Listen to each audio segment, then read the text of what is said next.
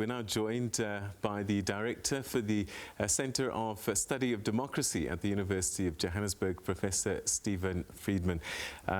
Thank you so much indeed for joining us, and welcome to the program. Yes, thank you. So today was day one of 2 days, and there's still another session that the President still has to attend in his position in government as opposed to the party. A lot of anticipation ahead of this particular session. Do you think a lot was revealed today, or are we still warming up perhaps to more controversial issues? Well, yeah, I don't think terribly much was unexpected today. I don't think anybody heard, who follows politics, heard anything which they were not expecting to hear. Whether we're going to hear that in the future is not clear. I think we have to remember that a commission of inquiry is not a court. It's not even a tribunal.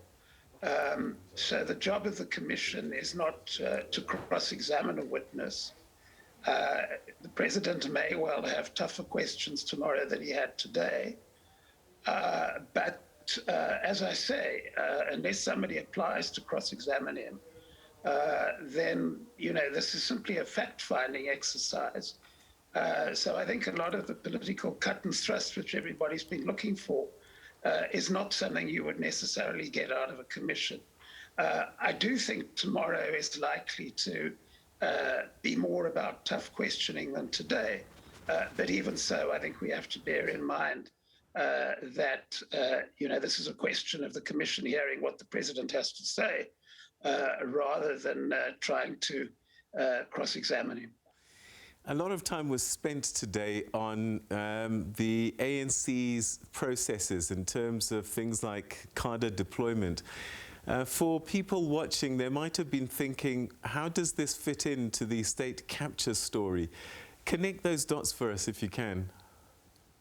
Well, I'll tell you how others connect the dots. I'm not sure that they're the right dots, but the reason we heard so much about Cadre deployment was that it is said that the reason we have problems in government, the reason we have corruption and mismanagement, is that people are placed in positions by the ANC who are incompetent, who are simply there because they're there to serve the party, or they're being rewarded for some kind of party function. Now, that's certainly a problem in government, and that's why the question was asked. But I think the mistake is always made in these situations to lump the whole of the ANC together.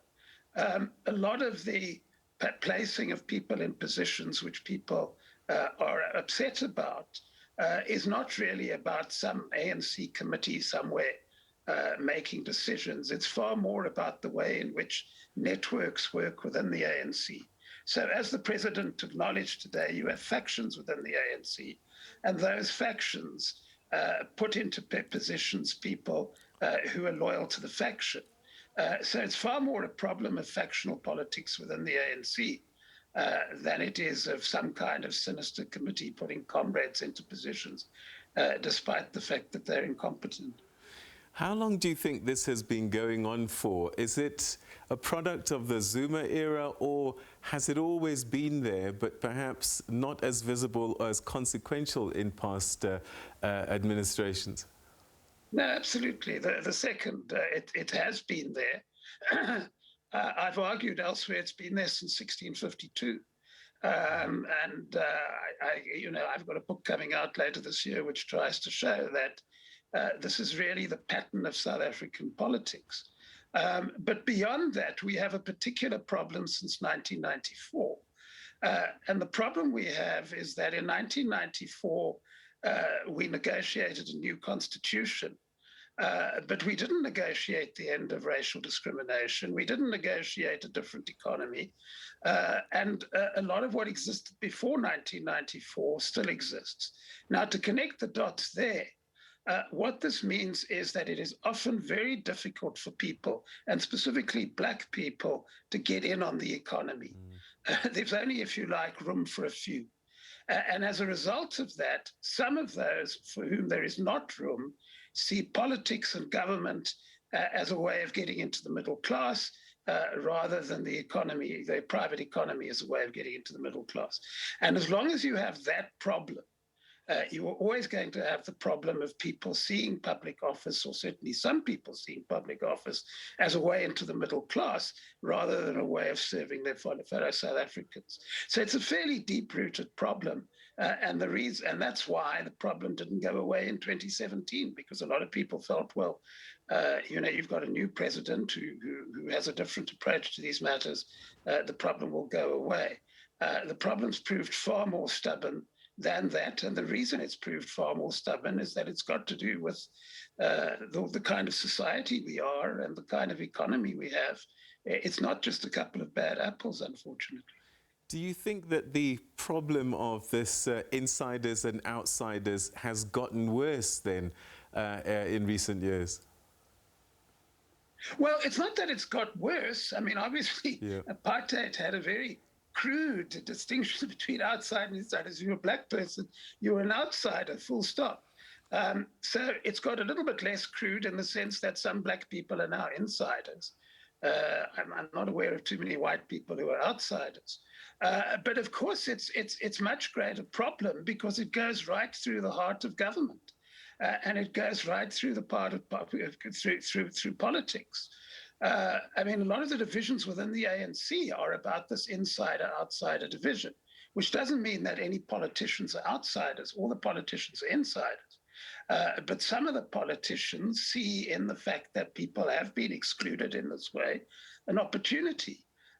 If you can hand out goodies to people and get them into the middle class, then they're likely to be loyal to you. And that leads to the kind of politics which the president, to a certain extent, acknowledged today. But it's no surprise that the president acknowledged that, because a lot of these things can be found in ANC documents. If you look at the ANC documents, they very often complain about money politics, about people buying support, about people using that support in inillicit ways. And all of this is about this insider-outsider problem. If you can, as a politician, help outsiders to become insiders, you're obviously in a much stronger position. And it really does bedevil our society, and it bedevils our politics. It sounds perhaps that there could be a perfect storm brewing at the moment, where you have, at this critical moment in time, senior people in the party perhaps getting suspended and purged. And at the same time, the president of the ANC is talking about not defending people that are corrupt, and that the ANC should have been aware about some of these issues of people being put in places to further corruption. What do you think is going to be the effect of all of this happening at the same time on the party? Or is this the moment that Cyril Ramaphosa grabs the party completely? Look, I think first of all we have to, and I mentioned this earlier, the ANC is not of one mind on this issue. There's not one ANC on this issue. There's very broadly two factions battling for control. The one faction is very committed to the market economy. It consists of people who represent other people who have jobs and salaries, and the other one is trying to take advantage of the fact that many people do not have jobs and salaries in order to hand out resources and win support that way. The president, of course, is on the pro-market side. What is happening in the ANC at the moment is a battle between the two. Now, I think the evidence is very, very strong at the moment that the president and his faction are winning the battle. I mean, we see this in the fact that the step aside resolution was passed. We see this in the fact that when Mr. Zuma won't go to the Zondo Commission, the ANC criticizes him. When other people attack the judiciary, the ANC supports the judiciary. So that is a very strong sign that the president remains in control. I think that will continue. And I think that we're looking at a situation in which the power of his faction will increase, with one possible exception. And that is what happens to the ANC in local elections in October. And the reason this is quite so important is precisely about the insider-outsider division. Because if you're an ANC president who can increase the ANC vote, then what you're doing is increasing the number of seats in municipalities across the country which ANC people can occupy. If you're an outsider trying to get in, those seats are very important to you. So the president of the ANC who can grow the ANC vote and increase, if you like, the number of seats and the number of tickets into the middle class is clearly the one who's going to enjoy the support. Now, since he's taken over, Mr. Ramaphosa has done a great deal better at winning votes than Mr. Zuma did. The ANC did worse at every single election during the time that Jacob Zuma was president of the ANC. Mr. Ramaphosa turned that around to a certain extent in the 2019 election because the ANC did better than they had done in the 2016 local election. If he can at least retain that momentum, in other words, the ANC at least holds what it's got at the moment, then I think he's in a very strong position. And I think that if he wants a second term, he can have one.